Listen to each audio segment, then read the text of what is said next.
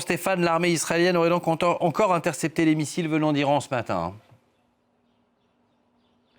Oui, absolument. Des missiles tirés depuis l'Iran, mais également depuis le Yémen par la milice affiliée à l'Iran, des Houthis. Alors ces missiles ont été interceptés, mais les sirènes ont retenti dans plusieurs villes d'Israël, à Tel Aviv, à Jérusalem, dans tout le centre du pays.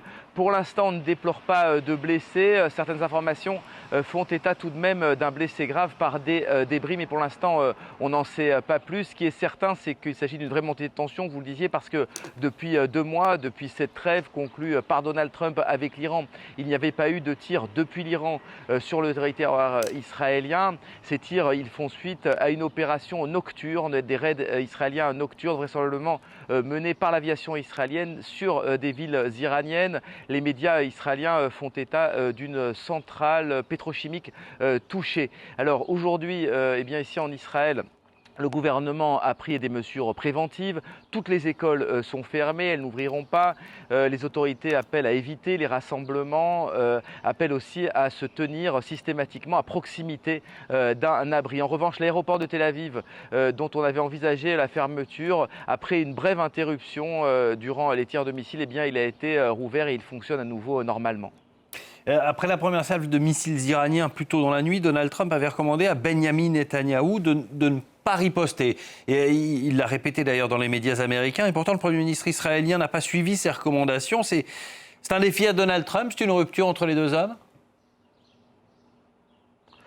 Non, alors une rupture, c'est sans doute beaucoup dire, mais un défi, oui, certainement. En tout cas, Benyamin Netanyahou a montré qu'il n'obéissait pas forcément aux injonctions du président américain. C'est un débat qui agite la société israélienne depuis plusieurs jours, depuis ce coup de fil dont nous avons parlé, très orageux entre les deux hommes, et surtout depuis que Donald Trump avait demandé au dernier moment à Benyamin Netanyahou d'arrêter des bombardements extrêmement intenses selon l'armée israélienne sur la banlieue sud de Beyrouth. Benyamin Netanyahou, il avait été pris à partie à la fois par son gouvernement qu'il avait accusé de céder à la pression de Donald Trump, mais aussi par l'opposition de centre-droit et de gauche qui lui disait qu'il était trop soumis au président américain. Il a sans doute voulu montrer que ce n'était pas le cas. Maintenant, quelle sera l'ampleur de cette riposte sur l'Iran? Est-ce que ce sont des frappes ponctuelles? Est-ce que cela augure d'une intervention beaucoup plus large? Ça, bien sûr, on le saura dans les prochaines heures, dans les prochains jours.